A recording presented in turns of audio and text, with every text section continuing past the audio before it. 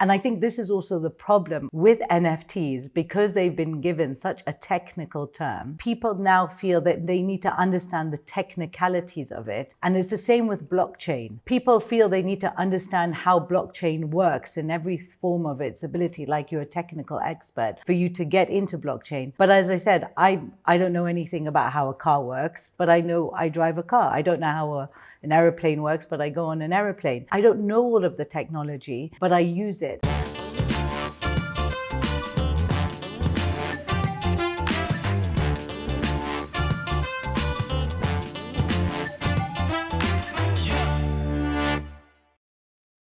Let's talk first of all about how somebody goes from working in a financial services industry and then moves into art. How did that transition take place? You know, they talk a lot about when people get old and they're in the old people's home and they have a life of regret and they're like, I wish I should have lived a life that was more true to who I am. Did you just have that moment much earlier?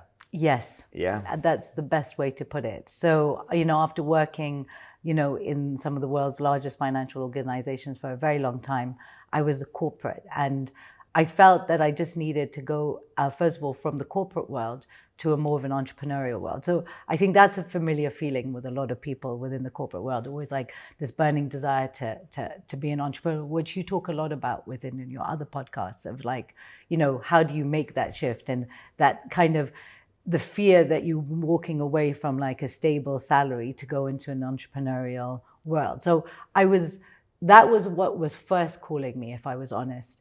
Then when I had that time to kind of figure out and understand where I was going, then my voice came. And I think that's why, then I created Voice No Art. And not everybody has it. And I'm very, very grateful and lucky to have felt I kind of tuned into the universe enough to feel and hear my own voice, so that I was being able to be authentic to myself and go back to a creative side that I had really kind of quashed, I would say, in my teen years and early 20s. And I think I'm just really grateful that I was able to re-tap into that creativity. Gosh, only knows if you hadn't. You could have been stuck into the world you were stuck in and get to that point. It's really good that you were able to do that. But it must have been a brave decision. I know that you would have been led with your heart, but it must have been brave, because when you know what you know for so long, to walk away from that security and that kind of like it's subconscious behavior and experiences into something new that you don't know what the outcome's going to be. You don't know, you don't know what the future holds. Yeah. Were you scared? Yes, and there were a lot of naysayers, right? And so what I kind of did is that for a long time, I kept it both very separate, right? So I would be doing my art, and the people that I was kind of creating my art world, I would never even tell them that I was in finance. And then to my financial clients, I would never say that, by the way, I'm doing like this side hustle on my art side, because I thought it was too confusing an identity. And I think that where I also believe that careers have changed, and career mindset has changed, is that back in the day, you were like, that's what you are. You're a financial advisor, you are a doctor, you're a lawyer, whatever the case is. And it was almost too confusing for people. That's your brand identity. And I think that what I learned over time was just like, you know what? I was hiding it. I got to the point where I just started owning it and saying, yeah, I do both. Yes, it's a bit weird that I'm a financial advisor and an artist, because also from a right, left, people just don't understand that. And there is a massive part of my personality that I can be extremely serious and focused. And then there's this massive part that I can just, like, literally, you cannot stop me creatively. Makes you unusual. Yeah. Honestly, it does make you unusual, because most people aren't able to facilitate both parts within their brain. So it does make you unusual. And whether it's the word unusual or gifted, let's say, that's a nicer word, isn't it? Makes you a bit gifted to be able to do that. Okay, so tell me about what happens. So you leave the corporate world and you start going into this new art world. You're thinking about entrepreneurialism, but you're thinking about art.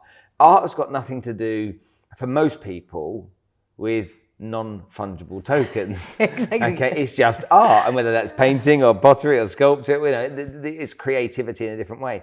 So how did you marry the two together? So, I mean, what happened is that, when I created my Voice No Art, what was interesting is that I actually created it digitally originally. So before I knew about NFTs, all of that, I created digital art So obviously, because I use quite a few tech pieces to get the shape of the sound wave, and then I actually draw it digitally. And but obviously back in the day before NFTs, the problem with digital art is that the minute you create a digital art piece, it can be reproduced like gazillion times, right? Endless, infinite amount of times.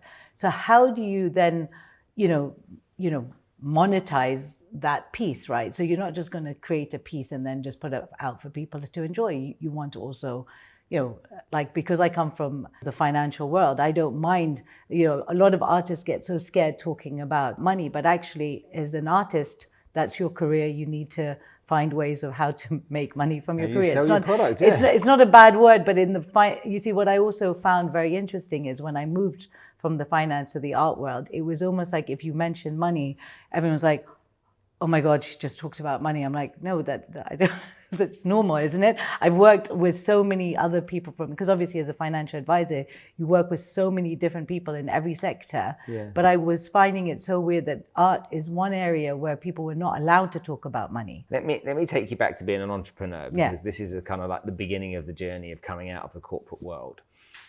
You may have seen that I interviewed Vignesh Metakovin recently on my podcast, and he obviously purchased the most expensive piece of digital art at $69 million just a few months ago. When you see that, or maybe you can speak for most artists, when an artist sees that, does that all of a sudden signal a game changer? And everyone go, holy macaroni, what's going on here? Yeah. Can you tell me what you think? Yeah, definitely. First of all, I love Metakovin. I think he's a rock star, and I do love the fact that he's come from an Indian background, and he's also changing the narrative and telling a new story on that. But secondly, the narrative that he changed, what he did by buying that piece for $69 million with him and Beeple, well, bought obviously from Beeple, is that he did change the game, and he did write a new narrative. He started the new narrative for digital art. We live in a world where we decide our content. Obviously, we're based on an algorithm, but there's a lot of the time it's pull information. He needed to do something that created a holy macaroni, point of view, where everyone's like, okay, what is this? And yes, $69 million, tapping into the physical world of Christie's as well, getting that there, that was the way to push information out, because NFTs, the crypto market, what's been happening in the space has been happening for many years. But because this is happening in the virtual world, how do you push that information to the physical world to start to change their paradigm, change the way they think? And I think I know a lot of people focus on the money, but on this, I would say you have to focus on what change they're trying to bring about, or the change he was trying to bring about. It's almost like starting a new market almost, isn't it? It's like until somebody buys a stock, nobody buys a stock. Until somebody buys a car, nobody buys a car. So I suppose that was him, putting the flag in the ground to say this is a real thing that you can pay for with real money, and then it's cutting the ribbon. The market's now open type of thing.